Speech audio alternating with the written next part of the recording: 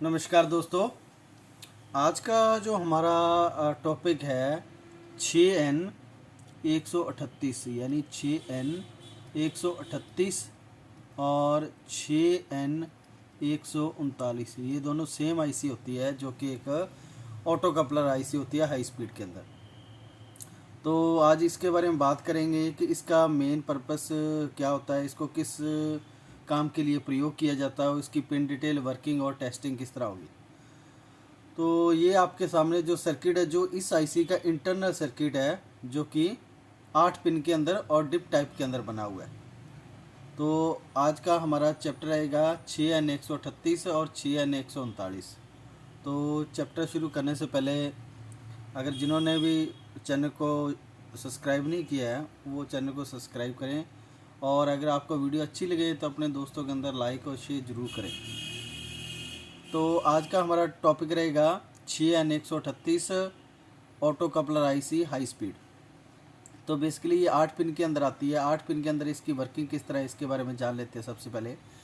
तो इसकी जो पिन नंबर 1 और पिन नंबर जो 4 है ये एनसी की पिन होती है, यानी एनसी नो कनेक्शन। इन दोनों पिन के ऊपर कनेक्शन नहीं दिया जाता।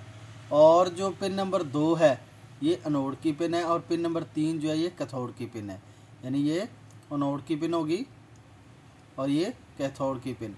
यानी ये तो है नेगेटिव सप्लाई के लिए और ये है पॉजिटिव सप्लाई के लिए। यानी इसके ऊपर आप नेगेटिव, इसके 2 नंबर पे पॉजिटिव, 3 नंबर पे नेगेटिव सप्लाई दोगे तभी ये आईसी ऑन होगी। और इसके बाद जो आईसी है, जो इसकी पिन नंबर 5 है, वो अमीटर की पिन है। अमीटर की पिन इसको क्यों कहा जाता है? क्योंकि जो इंटरनल तौर पे ट्रांजिस्टर जो इसके अंदर लगा हुआ है उसका अमीटर पॉइंट पिन नंबर 5 के साथ जुड़ा होता है। और जो पिन नंबर 6 है इसकी, वो कलेक्टर की पिन है। यानी जो ट्रांजिस्टर लगा हुआ है आउटपुट वाला, उसका जो कलेक्टर पॉइंट है, ये कलेक्टर पॉइंट है और ये अमीटर पॉइंट है ट्रांजिस्टर का, और ये बेस पॉइंट होता है। तो ट्रांजिस्टर का जो कलेक्टर पॉइंट है वो पिन नंबर 6 के साथ जुड़ा हुआ है, इसलिए इस पिन का नाम रखा गया है कलेक्टर की पिन। पिन नंबर 7 जो है VB यानी वोल्ट विद बेस, यानी जो यहाँ पे वोल्ट जाएंगे वो बेस पे जाएंगे। तो इसका पिन नंबर 7 जो है डायरेक्टली इस ट्रांजिस्टर के बेस के साथ जुड़ा हुआ है। ये देखिए, ये बेस के साथ आईसी पिन नंबर 7 जुड़ी हुई है। और पिन नंबर जो 8 है VCC, यानी इस आईसी को ऑन करने के लिए VCC वोल्ट चाहिए। तो VCC वोल्ट कहाँ से दिए जाएंगे? पिन नंबर 8 से। तो वो आप यहाँ पे 5 वोल्ट से लेके 12 वोल्ट तक की सप्लाई आप दे सकते हैं। तो ये तो थी हमारी इसकी आईसी की पिन डिटेल। और अब इस आईसी का इंटरनल तौर पे किस तरह यूज़ किया जाता है उसके बारे में आज आगे सर्किट के अंदर कर लेते हैं। तो ये फिजिकल तौर पे ये आईसी इस तरह दिखती है हमें। ये देखिए आप, जो ये आईसी है फिजिकल तौर पे इस तरह आएगी, जिसके ऊपर मेंशन किया गया 6N 138। ठीक है जी। तो इसी के अंदर एक मॉडल आता है 6N 139। ये दोनों सेम आईसी है, बिल्कुल सेम आईसी है, बस थोड़ा सा इनका वोल्ट कैपेसिटी के अंदर फ़र्क होता है। 39 का 38 का कम है, 39 का ज़्यादा है। तो ये इस तरह फिजिकल तौर पे आईसी आती है, 8 पिन के अंदर होती है। जिस साइड ये डॉट लगा होता है वो पिन नंबर 1, फिर 2, फिर 3, फिर 4, 4 के बिल्कुल ऑपोजिट 5, यहाँ पे 6, 7 और 8। इस तरह इसकी पिन डिटेल होती है। तो अब बात करते हैं इस आईसी का जो सर्किट है किस तरह वो काम में लिया जाता है उसके बारे में। तो इस सर्किट के अंदर जो आईसी है, ये रही हमारी आईसी। तो इसके अंदर जो आईसी है, ये देखिए इंटरनल तौर पे किस तरह इसको यूज़ करा के हमने आउटपुट लिया है। तो इसका फार्मूला बिल्कुल सिंपल सा मैं लिख देता हूँ कि जब ये एलईडी ऑन है, ये एलईडी यानी पिन नंबर 2 और 3 पे जो एलईडी लगी है, पिन नंबर ये 2 पे और पिन नंबर 3 पे जो ये एलईडी लगी है, जब ये एलईडी ऑन होगी तो आउटपुट जो हमारा है इसका ऑफ रहेगा। ठीक है जी। और जब ये एलईडी ऑफ रहेगी तो आउटपुट हमारा ऑन रहेगा। ठीक है जी। ये एलईडी यानी जो डायोड इंटरनल तौर पे लगा हुआ है ये। तो अब इसको ऑन किस तरह करेंगे? मैंने पहले ही बताया था आपको कि ये एनोड की पिन नंबर 2 जो है ये पॉजिटिव की पिन है, पिन नंबर 3 जो नेगेटिव की पिन है। अब ये बैटरी एक लगी हुई है, इससे इस पिन के ऊपर नेगेटिव वोल्ट दे दिए गए हैं, और यहाँ पे हमने वेरिएबल लगा के या कुछ भी आप वोल्ट लगा के इसको पॉजिटिव वोल्ट दे दिए गए हैं पिन नंबर 2 के ऊपर। ठीक है जी।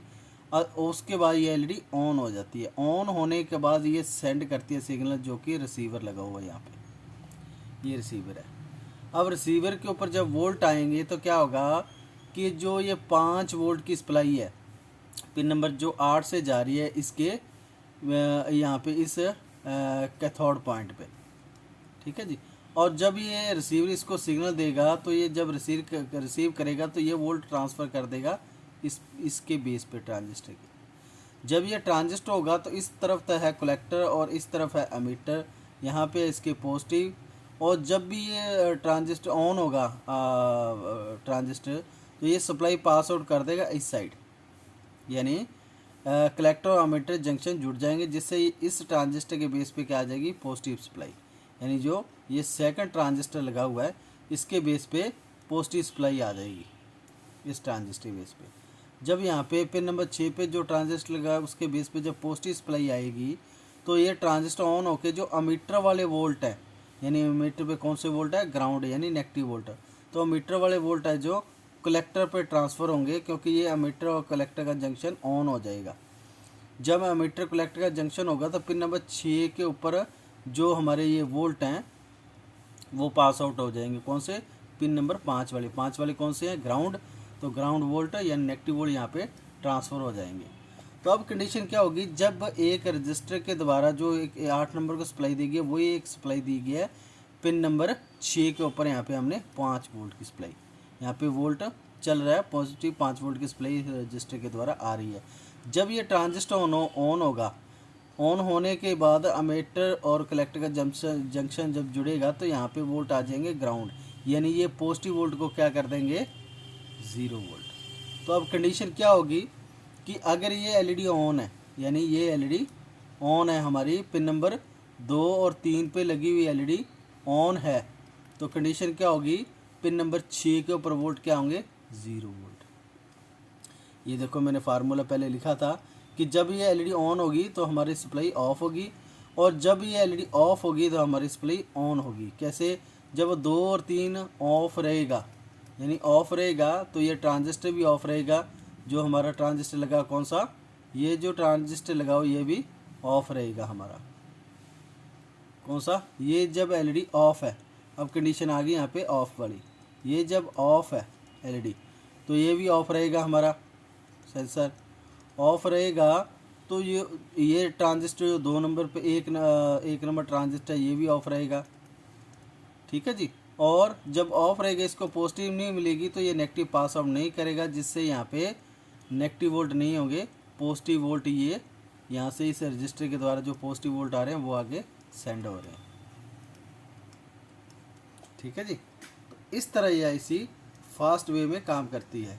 अब इस आईसी का लगाने का मकसद क्या होता है, इस आईसी का प्रयोग क्यों किया जाता है। किसी भी हम रिले लगा के भी कोई सर्किट ऑन या ऑफ़ करवा सकते हैं। कईयों का क्वेश्चन होता है कि सर इससे जो ऑन और ऑफ़ करवाना तो हम रिले भी लगा सकते हैं, कुछ भी यानी ऑन ऑफ कोई भी रिले लगा के या कोई और आईसी लगा के इसका प्रयोग कर सकते हैं। लेकिन इस आईसी का लगाने का बेनिफिट क्या होगा, इससे क्या बेनिफिट होता है और इसको क्यों लगाया जाता है, तो इसका मैं आपको कारण बता दूं क्यों लगाया जाता है। क्योंकि जो लो वोल्ट है, मान के चलिए आपके पास यहाँ पे वोल्ट है 2 वोल्ट और आपने यहाँ पे रिले को ऑपरेट करवाना है 12 वोल्ट की रिले को, तो आपके सर्किट के पास जो सप्लाई कितनी है 12 वोल्ट है, सॉरी 2 वोल्ट है। आपके पास जो सप्लाई है जो जिससे वर्किंग लेनी है आपने, तो वो है 2 वोल्ट, और आपने ऑपरेट किसको करवाना है 12 वोल्ट को।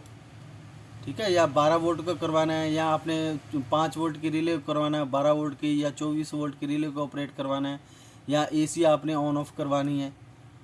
तो अब क्या होगा, ये जो है लो सिग्नल को यानी लो वोल्ट के ऊपर ऑपरेट हो जाता है, यानी 1 वोल्ट भी होगा या 1.5 वोल्ट भी होगा आपका, तब भी ये ऑन हो जाएगा। जो एलईडी है हमारी ऑन होने के बाद जो ये सेक्शन बना हुआ 2 हिस्से के अंदर बांटा गया है, ये है लो कैटेगरी की, ये है लो साइड और ये है हाई साइड। ठीक है जी। लो साइड के अंदर आप 1.5 से 2 वोल्ट दोगे, तो हाई साइड के अंदर वही वोल्ट जब ट्रांसफ़र होंगे तो जितने आपके इनपुट 5 वोल्ट है यहाँ पे, तो ये 5 वोल्ट वाली रिले को ऑन कर देगा जो पिन नंबर 6 के ऊपर लगी होगी, क्योंकि ट्रांजिस्टर को ऑन करने के लिए ये इसको रिसीवर को ऑन करने के लिए 1.5 वोल्ट चाहिए। जब ये 1.5 वोल्ट मिल जाएगा तो ये 5 वोल्ट डायरेक्ट इस ट्रांजिस्टर के ऊपर ट्रांसफ़र कर देगा और ट्रांजिस्टर ऑन हो जाएगा। ऑन होने के बाद जितने आपके वोल्ट होंगे वो ट्रांसफ़र हो जाएंगे जो कि पिन नंबर 5 पे थे। अगर यहाँ पे आपने 8 वोल्ट है, 10 वोल्ट, 12 वोल्ट है तो वो सप्लाई यहाँ पे 12 वोल्ट वाली रिले को ऑन कर देंगे। तो यानी इस आईसी का लगाने का मकसद होता है कि लो वोल्ट से हाई वोल्ट को आपने यानी हाई डिवाइसेस को ऑन या ऑफ करवाना है। तो इस आईसी का प्रयोग उस काम के लिए किया जाता है यहाँ पे वोल्ट आपके पास 1.5 या 2 वोल्ट। अब मान के चलिए आपके पास एक सेल है, लिथियम सेल जो होता है वो लगभग 1.5 वोल्ट का होता है। अब एक 1.5 वोल्ट के सेल से आप क्या 12 वोल्ट की रिले को ऑपरेट करवा सकते हैं? पॉसिबल ही नहीं है। तो उसको ऑन या ऑफ करवाने के लिए इस आईसी का प्रयोग करके आप इस रिले को या इस आईसी को वर्किंग में ले सकते हैं, इसको ऑन ऑफ करवा सकते हैं। तो ये होता है लो वोल्ट से हाई वोल्ट को ऑन ऑफ करवाना। तो इसलिए इस आईसी का प्रयोग किया जाता है। तो अब बात आ जाती है इस आईसी को चेक करने का मेथड क्या होगा, इसको किस तरह चेक करेंगे हम। तो चेक करने के लिए बिल्कुल सिंपल सा फार्मूला मैंने पहले भी बताया हुआ है जो आईसी को चेक करने का। तो सबसे पहले जो हमारी इस साइड की जो ये पिन बनी होती है, पिन नंबर 2 और 3, आपको मालूम है कि पिन नंबर 2 जो है पॉजिटिव की पिन है, ये नेगेटिव है, यानी ये एनोड है और ये कैथोड है। इस पे मल्टीमीटर रखेंगे, एनोड की तरफ पॉजिटिव रेड प्रो और दूसरी तरफ ब्लैक प्रो। अगर वैल्यू आ जाती है तो ये साइड ओके है, लगभग कितनी 500 के करीब वैल्यू आएगी, तो ये साइड ओके है। अब बात आते हैं इस साइड किस तरह चेक करोगे। तो सबसे पहले तो आपको ये ट्रांजिस्टर चेक करना है। इस ट्रांजिस्टर को चेक करने के लिए सबसे पहले पिन नंबर 7 के ऊपर आपने रेड प्रोब रखनी है। कौन सी? Red probe. उसके बाद ट्रांजिस्टर की ब्लैक प्रोब है, पिन नंबर 5 पे लगानी है और उसके बाद पिन नंबर 6 पे लगानी है ब्लैक प्रोब। अगर आपकी वैल्यू आ जाती है तो ये ओके है, दोनों पिनों पे वैल्यू आएगी, ठीक है जी।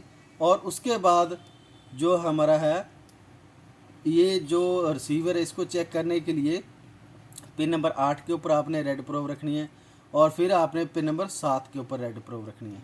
तो वैल्यू आनी चाहिए, अगर वैल्यू आ जाती है तो ये ओके है, यानी ये ट्रांजिस्टर भी, यानी ट्रांजिस्टर 1 नंबर ओके है और ट्रांजिस्टर 2 नंबर ओके है।